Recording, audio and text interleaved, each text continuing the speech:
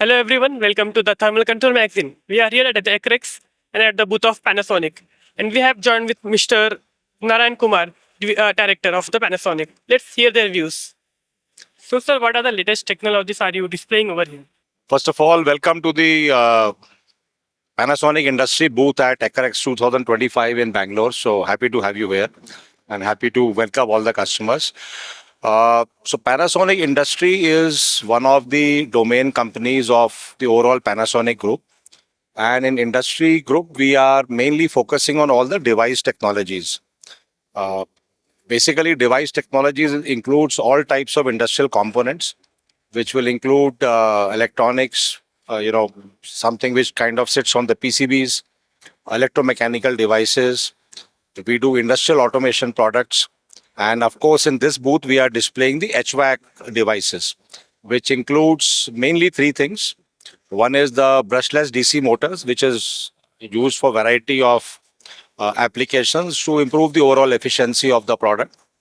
And then, of course, we have compressors, both the scroll and the rotary range, again catering to many applications. And we have some interesting new products called the vacuum insulation panel also. And as you just mentioned DC motors, can you brief us about DC motors? So this is the brushless DC motor, which is it's in the industry for quite some time. And if you are following the industry trends, of course, the natural progression of any system is to improve the overall efficiency of the system. So normally the AC motors have been used and many of the applications are now getting converted to the brushless DC motors. The main purpose is to look at the overall efficiency improves. So the losses go down and the overall efficiency of the system improves. So if you look at our brushless DC motor range, we are focusing both for the residential air conditioning applications as well as the commercial ones.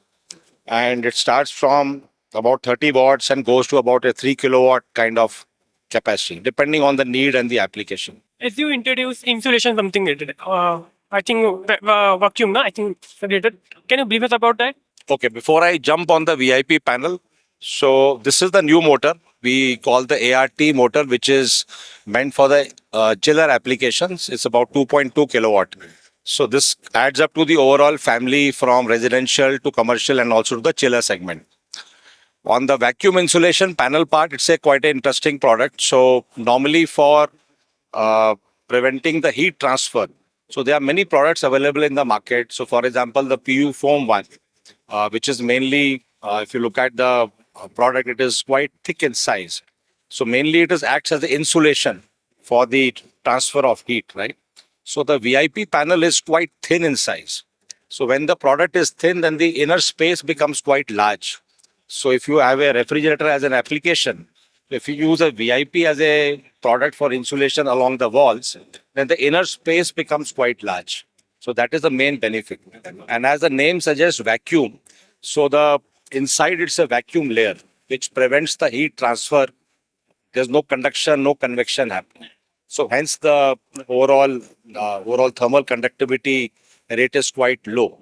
And that is the main advantage of using the VIP panel. And does these equipments are sustainable? Pardon? Does these equipments are sustainable?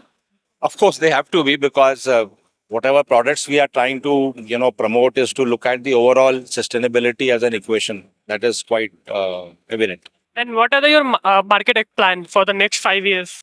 We always have plans, so the plans are running on a yearly basis. So in the industrial devices space, mainly we are trying to follow the government of India Make in India theme, and for the last 1 decade now.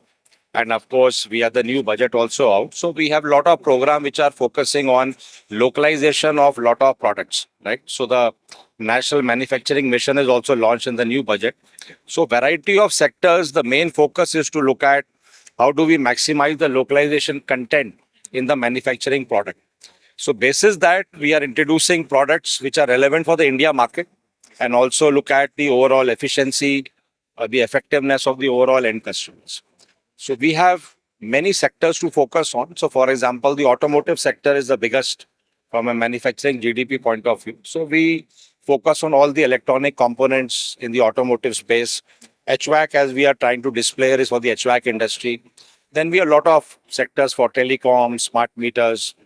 So of course, we are looking at a high double-digit growth in the coming years.